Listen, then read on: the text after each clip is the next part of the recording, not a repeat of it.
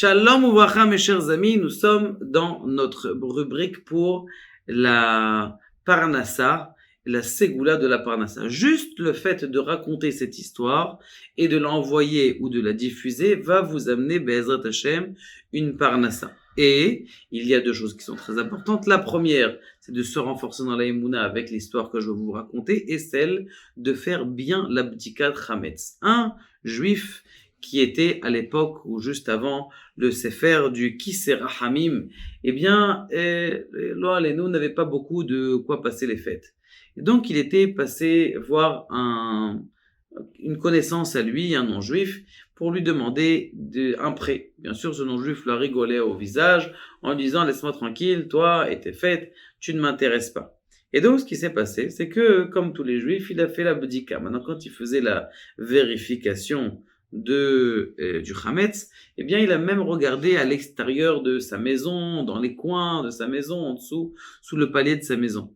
Et donc, ce qui s'est passé, c'est que le riche non-juif à qui il avait demandé à prêter de l'argent, il s'est mis à rigoler sur ce juif. Regarde là, il est en train de chercher du pain ou des petits morceaux et il a même pas de quoi manger à la maison. Et comme ça, il parlait avec son, comment on appelle ça, son ami, son serviteur qui s'appelait Dayenu.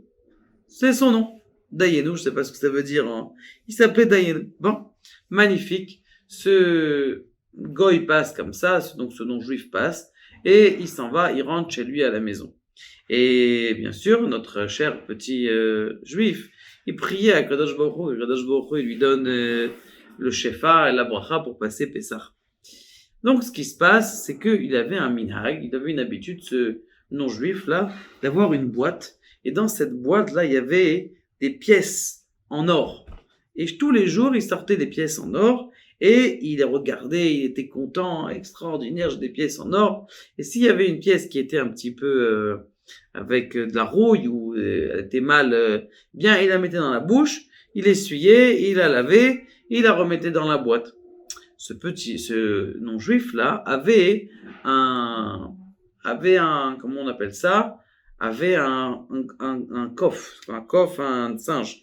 Il avait un petit cofico, un petit singe qui était là, et ce singe, il regardait son maître tous les jours et un beau jour, au lieu de fermer, le jour juste après qu'on a parlé, eh bien, il a vérifié encore, comme tous les jours, il regardait, il profitait et il a laissé le coffre ouvert et il est parti. Ce qui s'est passé, c'est que le singe, puisqu'il voyait tous les jours son maître en train de goûter les pièces, il se dit peut-être que ça a mangé. Et il commence à manger une pièce, 2 pièces, 3 pièces. Comme ça, il commence à manger vraiment une bonne partie de la boîte. Le monsieur, donc, il rentre chez lui à la maison. Une fois qu'il est rentré chez lui à la maison, qu'est-ce qu'il voit? Il voit son petit singe mort. Il dit, qu'est-ce que c'est? Qu'est-ce qui lui est arrivé? Qu'est-ce qui lui est arrivé? Bon, il a pas vu. Il a fermé le coffre, il a mis dans le coffre un peu plus grand, et donc il est parti. Il a dit à Dayenu, son serviteur, il dit, va, tu sais ce que tu vas faire? Tu vas jeter le singe chez le juif là-bas, qui se moque de nous, Ce qu'il a fait, il a pris le singe, et il l'a jeté dans la maison du... Waouh, qu'est-ce qui s'est passé? C'est que le juif, il a dit, malheureusement, il va arriver qu'ils vont dire que c'est moi qui a tué le singe. Vite, il a commencé à prendre le singe, il est parti le mettre à la poubelle. Mais quand il lève le singe, il entend clang, clang, clang, que ça sonne comme s'il y a quelque chose à l'intérieur. C'est bizarre, qu'est-ce qu'il laisse ce singe? Je le connais pourtant.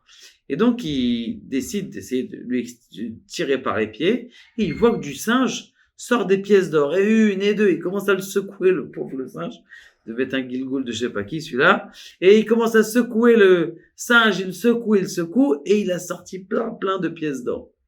Magnifique, Akadosh Baruch Hu, il a dit, Akadosh Baruch Hu, il m'a donné un chef à Gadol, il m'a donné une bracha, une bénédiction extraordinaire dans ma maison, et c'est la raison pour laquelle je le remercie. Et il s'est mis à remercier Akadosh Baruch Hu, et il a jeté le singe. Un beau jour, donc pendant la fête, il voit que le juif, il passe, il a des beaux habits, c'est bizarre, il était pauvre, il est en train de chercher, maintenant je le vois bien, dans la rechov des juifs, et il était tellement content qu'il chantait די דיינו, די דיינו, ולא נתן לנו את ממונם. Et Akadosh Baruch Hu, il nous a donné leur argent. De qui on parle? Des Égyptiens. Dai dayenu, ils chantaient comme ça. Dai dayenu. Ça nous aurait suffi. Ça veut dire, ça nous aurait suffi de remercier Akadosh Baruch Hu. Donc, ce qui se passe, c'est qu'il dit, c'est vrai qu'il manque de l'argent dans la cassette. C'est qui dans le coffre-fort? C'est qui a fait ça? Il a dit, c'est Dayenu. C'est lui qui m'a volé mon argent, il l'a donné aux Juifs. Il est rentré à la maison. Et qu'est-ce qu'il a fait? Il a pris un couteau, il a poignardé son serviteur qui s'appelait Dayenu. Bon, maintenant, il va ouvrir le coffre, il dit, mais c'est vrai, je vois qu'il manque de l'argent. Tellement il était triste, lui aussi, il est mort de maladie. Ça, de raconter cette histoire, ou de diffuser cette histoire, c'est une ségoula, comme ça il dit le Ahavat Chaim, pour avoir une grande bracha pour la fête. De savoir deux choses. Première chose, de faire attention bien à la bédika, de bien vérifier, prendre son temps. Il y a des endroits toujours où on oublie, des fois par exemple dans les cartables des enfants. Des fois on oublie, on a fait toute la cuisine bien comme il faut.